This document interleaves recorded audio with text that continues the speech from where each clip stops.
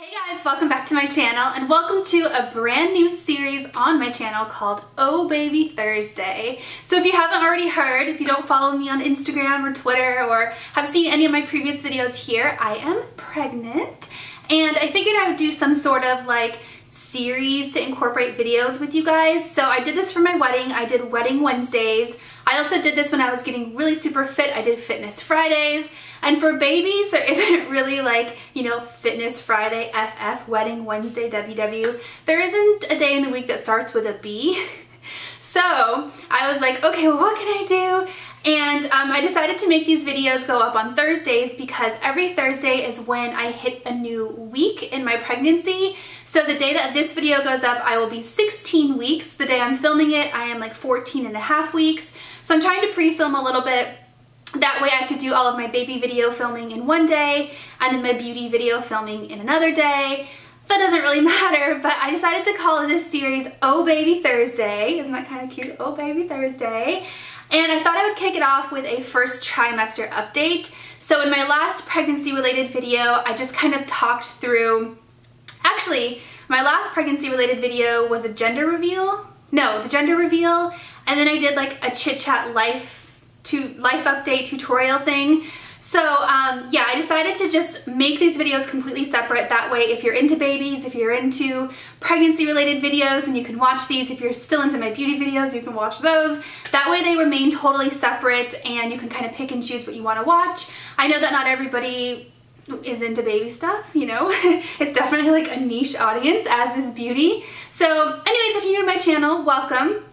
I'm happy to have you here. But in this video, I thought I would recap my first trimester. So I am officially over my first trimester, thank God, because it wasn't the most pleasant 3 months of my life. And I thought I would also talk about the products that really helped me get through that first trimester. So on my phone, I have each month kind of broken out as far as symptoms that I had. And then I have the products that helped me get through it over here. So let's get into it. Okay, so I found out I was pregnant at exactly 4 weeks. Exactly 4 weeks to the day. I took the pregnancy test the day I should have had my period. So that is when I found out. I called my doctor that same day and she scheduled me an appointment to be at like right before 7 weeks. It was 6 weeks, 6 days. She scheduled me an appointment to confirm my pregnancy. So between 4 weeks and 6 weeks, 6 days, I knew I was pregnant, but there was kind of that sense of like, am I really pregnant? You know what I mean? But instantly, you guys, even before I knew I was pregnant, my main symptom was like sore boobs. And I remember, so we went down to Georgia to see Matt's sister for Christmas, and we were taking like family photos or whatever photos at the table. And I remember saying to myself like, God, my boobs look so weird. And they just felt like, I even said it verbally out loud to her. I was like, my boobs look so weird in that picture. Like they just felt big and like my bra was too small and they just felt weird. And I actually ordered new bras while I was sitting on her couch because I was like, I don't know, maybe I need new bras. And so that was without a doubt the first thing I noticed was my boobs. And that was like before I even knew I was pregnant. I also had an increase in thirst immediately. And it was almost, I don't know if it was like a subconscious thing. I'm always like a thirsty person. I always drink a ton of water. That's just how I am. But I felt like I was drinking more and more and more and more. I was just so thirsty and I couldn't get enough to drink. So that was a pretty like big thing for me. And then also exhaustion. I was so super exhausted. So between like 4 and 6 weeks, I started to get really exhausted to the point where I was like falling asleep at my desk at work. I could hardly keep my eyes open. I was just so tired all the time. I'd get home from work, immediately fall asleep. Like, I just would like hit the couch and fall asleep at like 7 o'clock. I mean, I've always been somebody who goes to bed pretty early, but like, that was like 9, 8:39. Now it's like 7, 7:30. And that started right around like 5 or 6 weeks. Being out of breath, which as you can probably tell, I'm still at that point where I'm out of breath when I talk. And it was also like, I remember I was like cleaning the bathroom right around, I think it was right around 6 weeks. I was cleaning the bathroom. I wasn't doing like strenuous physical activity and I was completely out of breath. So I don't know, I think that's just a pregnancy thing. Maybe it's gonna go away, probably not. I also did note here that at 5 weeks, 4 days, I had some brown spotting. This completely freaked me out. and the doctor was not concerned at all. This freaked me out so much to the point where I like called in sick from work. I was freaking out, and the doctor was like, oh no, you know, this is normal, this happens. Refrain from exercising for a while, refrain from intercourse for a while. And like, she wasn't concerned at all. And so of course, you know, minds wander. I went on Google and I searched a whole bunch of stuff, and like, I think my piece of advice to you, if you just found out you're pregnant and you're having symptoms like spotting, don't Google anything. Don't Google things, because it freaks you out, because everybody has different experiences, and you're gonna have the people that are like, oh, miscarriage, and then you're gonna have the people that are like, oh, no big deal. And like, honestly, the best advice I could give you is call a doctor, talk to your doctor, because you can't base your experience off of somebody else's experience, you know what I mean? But I had spotting at 5 weeks, 4 days. It was brown, it ended up being nothing. It was just that one day. It totally freaked me out.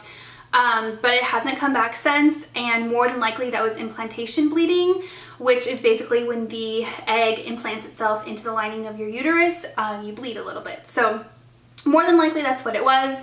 But yeah, that was pretty much everything that happened to me between 3 and 6 weeks. I will say the day I found out I was pregnant, I went to the bookstore and I purchased What to Expect When You're Expecting. This is a good book, I think, especially for people who are just very, very curious about what happens, what's happening to you, how the baby is made. Like, it's a very interesting book, but it's a lot of book. Like, it's a lot of reading. And I will say, at first I was all about this and I was reading it like consistently, and I'm having a harder time like trying to read it now. And I don't know if it's because like I've been going to the doctor and getting so much information from the doctor that I find that this book is a little bit repetitive now that I have a doctor and I'm going to the doctor. But it is good. There is good information in here. Even my husband will pick this up and read it now and again. It talks about the testing that you can do. It talks about things like implantation bleeding. It talks about the difference between a midwife and an OBGYN. I mean, in early pregnancy, especially when you first find out, this is a really good book. I'm just not sure if I'm going to actually finish it. So that's the first thing that I picked up. I also, before I went to the doctor, decided to pick up a pregnancy journal. So, my ultrasound is in here too. So yeah, I had my, well, I'll get to that in a minute.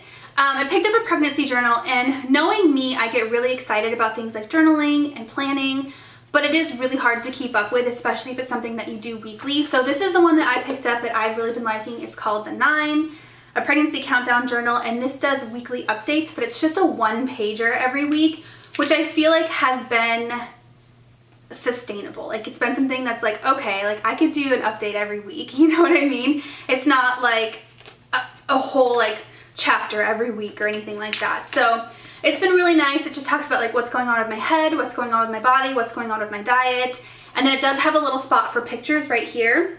I do feel like this is something that going into my next pregnancy, this will be fun to look back at and be like, oh yeah, I remember in, you know, week 4 I had this, or in week 5 I had spotting, or things like that. But yeah, the photos here, this is another thing I purchased pretty much the same weekend that I bought this journal, is this HP Sprocket. So this prints out photos that are this little size right here. This is actually the same size as an Erin Condren square if you have an Erin Condren planner.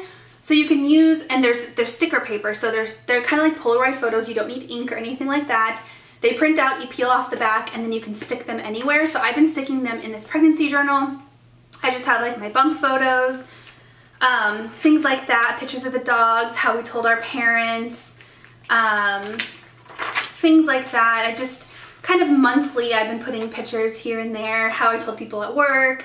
We bought a house, so I put our little house picture there, our announcement photo, things like that. So yeah, this sprocket, I think it's like $89, which seems kind of expensive. I'm gonna link everything in my description box down below if you want to check it out. But I've really been liking this, and this is something I can see myself using well past baby for my planner or just things like that. So yeah, I think those are the things I purchased nearly immediately. Yes. Okay. Oh, I bought this at the bookstore also at the same time I bought the pregnancy journal. So this is like bump stickers, belly stickers. So this has like well, it started at 6 weeks, which I do have a 6-week photo, and then 10 weeks, 12 weeks, and then 14 weeks, and I think it's every 2 weeks after that you have a new sticker.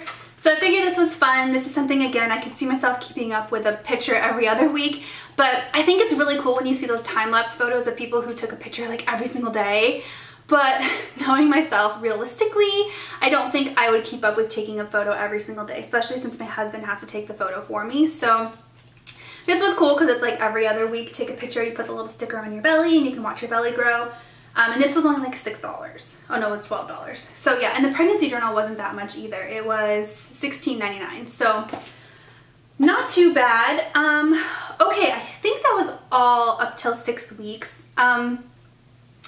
Going into 6 to 9 weeks, 6 weeks, right between 6 and 7 weeks is definitely when my food aversions kicked in. I feel like week 6, week 10, those were the two really, really bad weeks for me, week 6 and week 10. Week 6, I had horrible food aversions that lasted until last week, really. I like couldn't eat things, I couldn't stomach things or smell things like chicken. Pretty much all meat was a big no-no for me. I was a huge vegetarian for like a couple of months there because I just couldn't stomach meat. Eggs I couldn't stomach. Luckily I was still able to eat things like cheese, so literally all I ate for my first trimester was carbs and cheese. Things like ravioli, pierogies, bagels with cream cheese, grilled cheese sandwiches, quesadillas. That's all I ate. That's literally all I ate. And I was really concerned because, you know, I'm a fitness person and I know how important protein is. But I remember at my very first doctor's appointment and my second doctor's appointment, I actually brought up like, hey, all I've been eating is carbs and cheese. And the doctor was like, eat whatever you can eat. It's important that you eat. Don't worry about it. Just make sure you're getting food. Don't worry about protein. And that's one thing, What to Expect and You're Expecting talks a lot about like the pregnancy diet and how it's supposed to be so balanced and you're supposed to have X amount of protein a day and X amount of veggies a day. My doctor actually told me to completely ignore that, especially for the first trimester, because literally just eat what you can eat. So that was the big thing for me.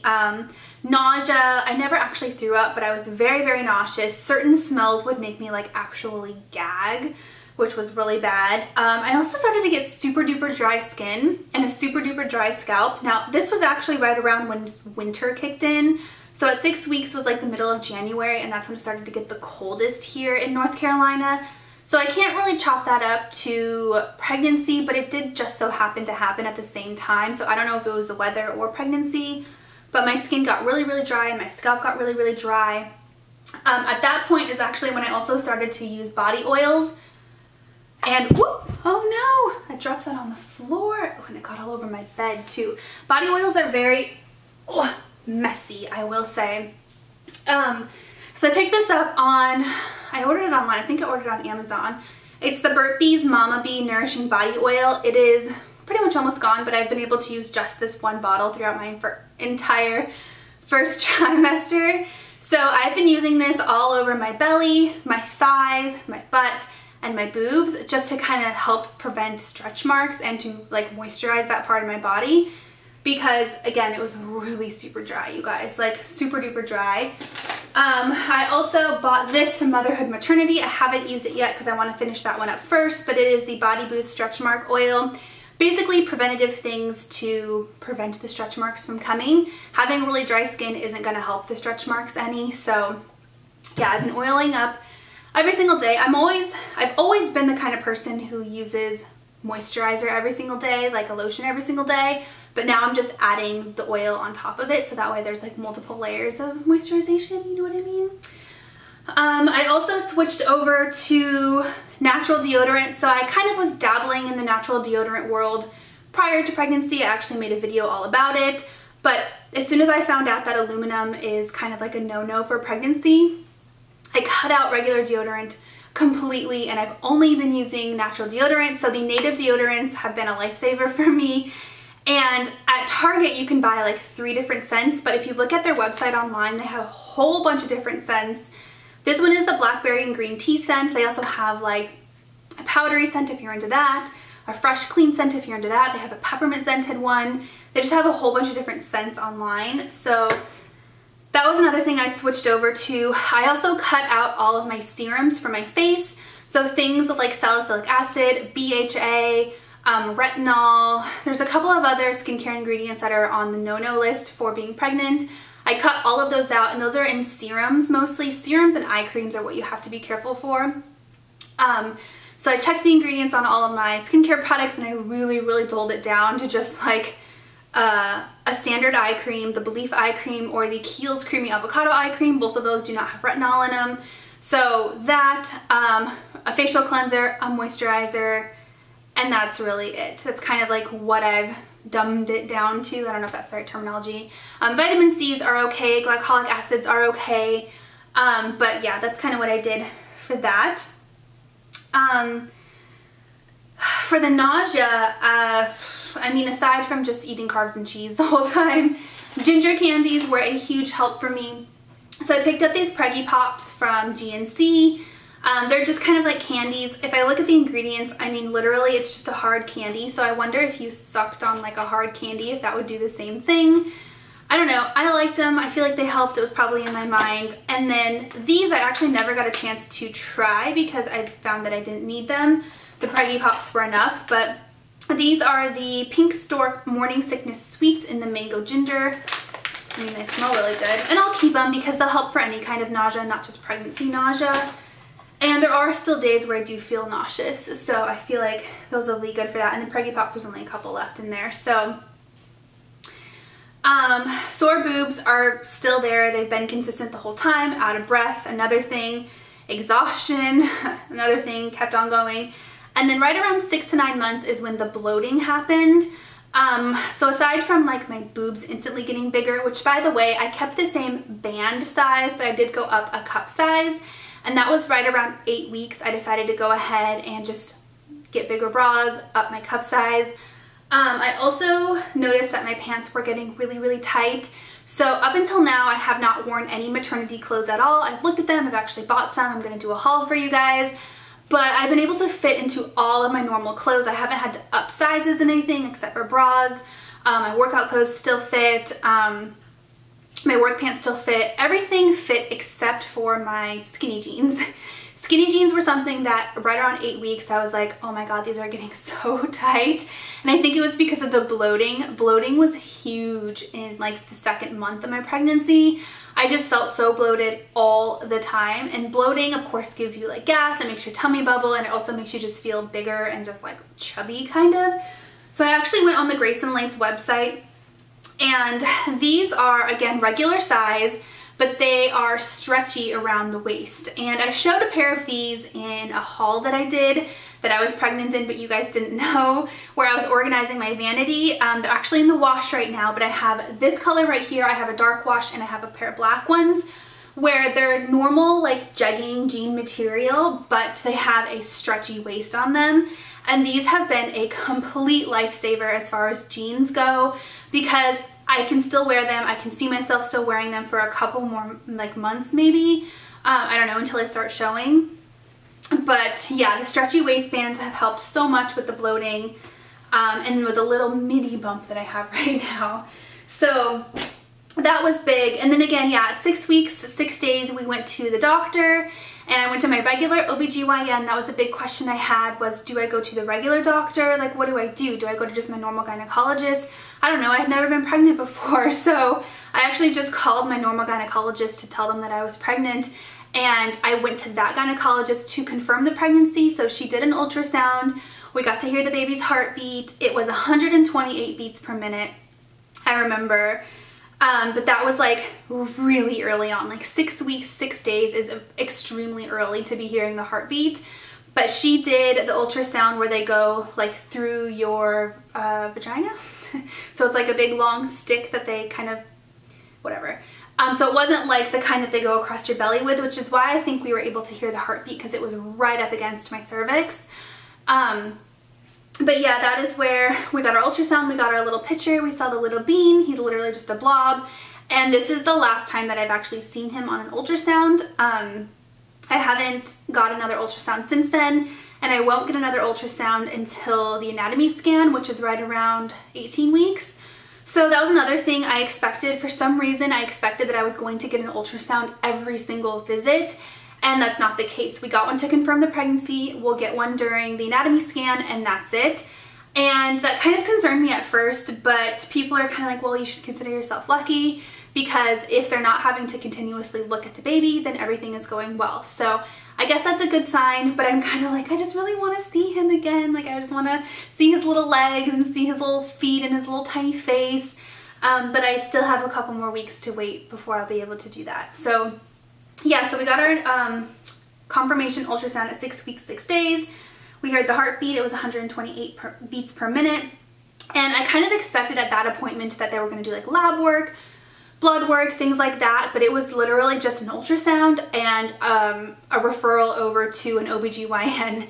So I was like all prepared to have like lab work and all that stuff done, but she just confirmed it and then referred me over to an actual like baby doctor, OBGYN, because she doesn't do prenatal care. So I then made an appointment with an OBGYN, and something else I didn't really realize is that they book those appointments out so far in advance.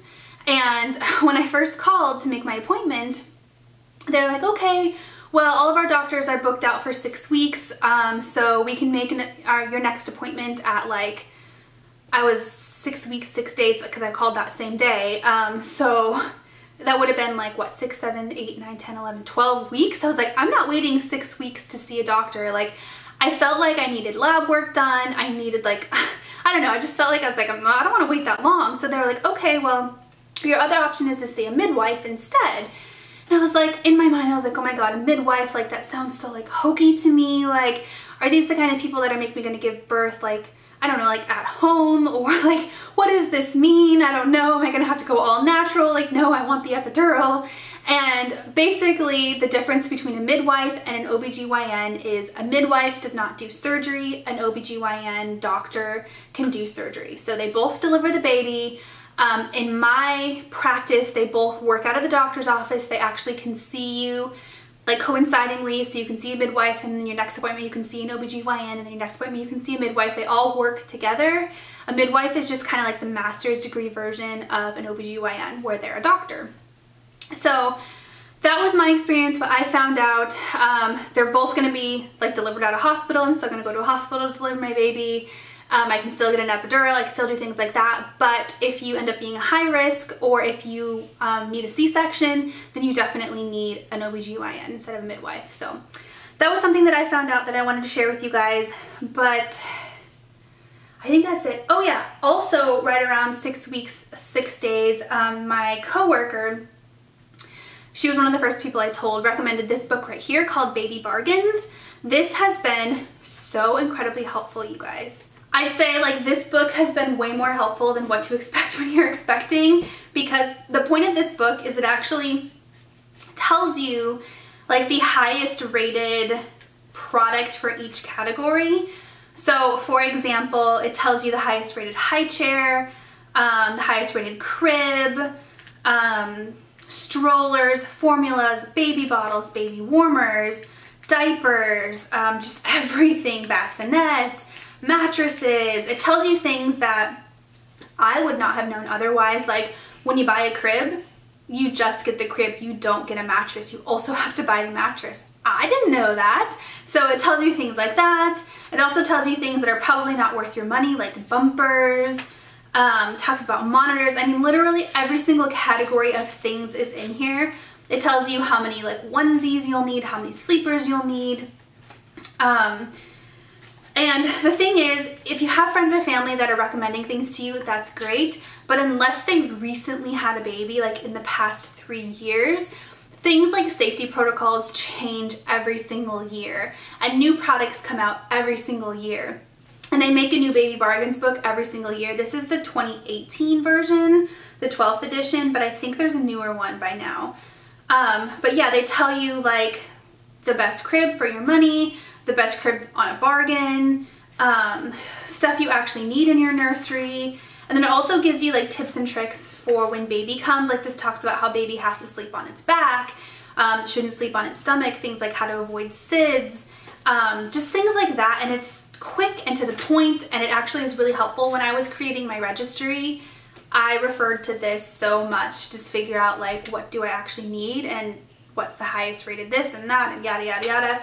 So yes, I definitely recommend Baby Bargains. Okay, so my second doctor's appointment was at 9 weeks, 4 days. And at that appointment, it was kind of more of like, that was like a 2-part appointment. So because I went to a regular like non-baby doctor to confirm the pregnancy, I had to go to an OBGYN to of course get that relationship started, but then to do things like lab work, pap smear, things like that my other doctor didn't do. So that was a 2-part appointment. I started the first appointment at 9 weeks, 4 days. And at that appointment, it was really like a question and answer session. So we went through my entire like history, my health history, things like my gynecological history, just everything. It was like a question and answer session. She also prepped me on things like first trimester testing, lab tests, what we wanted. And then we also got to hear the baby's heartbeat at that appointment. So at that point, baby's heartbeat was 178 beats per minute. And that's when I started to think maybe baby is a girl. Although throughout the entire, I just knew it was a boy. Like, yeah, it's like mom's intuition. I had dreams it was a boy. I just knew it was a boy. But we heard the heartbeat at 178 beats per minute. And I was like, maybe it's a girl, because baby's heartbeats higher. The higher heartbeats are usually girls. But anyway, so we got to hear the heartbeat, and that was through just like a Doppler on my tummy. We didn't get an ultrasound at that point again, and we didn't do lab work at that appointment. And I was also expecting like a pap smear and things like that, but I didn't get any of that. I still haven't had one of those. And I guess the reason why is because I've always been regular with my pap smears, and I'm already caught up to date, and I've had one in the past year, so they don't find the need to do another one. So that's that. But okay, so 9 weeks to 14 weeks, so through the end of the first trimester, symptoms I had, so my appetite got a little bit better. Right around 9 weeks, my appetite started to kind of get a little bit better. I will say even now, I'm still like dabbling back into things like chicken and eggs. Today was the first time I had eggs, like scrambled eggs, for a really long time, and luckily I was able to stomach it. So yeah, things like that. Increased thirst, increased peeing. Oh my gosh, right around 9 weeks is when that really started to get really bad, especially at nighttime. It is crazy. And the thing is, like, I'm so thirsty that I have to drink so much water, but then I have to pee so much. It's a lot. It's a lot. Again, with the dry scalp and the dry skin, 10 weeks, I say, was a really bad week for me. And I'm looking at my phone because I wrote this down, because that was the week that I felt so exhausted. That was like a really bad week for me because I was just incredibly exhausted. There were days where I could hardly keep my eyes open. It was just a very tired, exhausting week for me.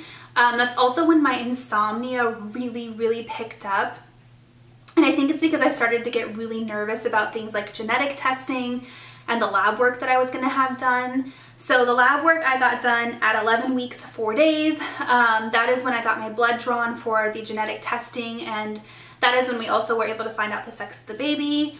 And I think my mind just was racing because it was like, oh, is it a boy or a girl? And then all of the what ifs as far as the genetic testing goes, and I had really bad insomnia. So week 10 was really bad for me.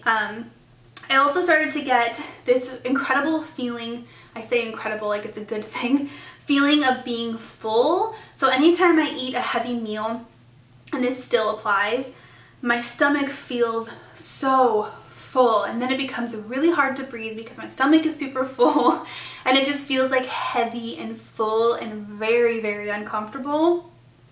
So that's another thing. I also started to notice that I started to get really moody around like 13 weeks. 12, 13, 14 weeks is when my hormones as far as moodiness has really happened, where it's like this big roller coaster of one moment I'm like super angry, another moment I'm like super emotional, another moment I'm crying, I'm grouchy, like it's just this like moodiness, and it's been pretty bad. Out of breath, itchiness. So I've also noticed that my tummy and my boobs have been really itchy, and I want to say that's because they're growing. It makes perfect sense, which is another reason why I got to stock up on that oil to try to prevent those stretch marks. So that was another big thing. I ended up getting my hair done at 12 weeks. So my doctor said getting your hair done was fine, and if I had any concerns I should just wait until the first trimester was over. So I got it done at 12 weeks. I think that's fine. And then the last symptom that's been kind of a recent thing for me is dizziness. This has been more in week 14, which I probably should talk about more in my second trimester update, but the dizziness has been really, really intense this past week or so. If I get up too quickly, if I stand up too quickly, in the morning when I'm getting ready, especially when I have to take a shower and like blow dry my hair, I just get really, really dizzy lately. And sometimes it's coupled with nausea, sometimes it's not, but that has been really big for me too. And that's kind of it for symptoms. I did finally get lab work done at 11 weeks, 4 days. So that's when I went back to the doctor for like the second half of that appointment. So 11 weeks, 4 days, they can start to do genetic testing at 10 weeks.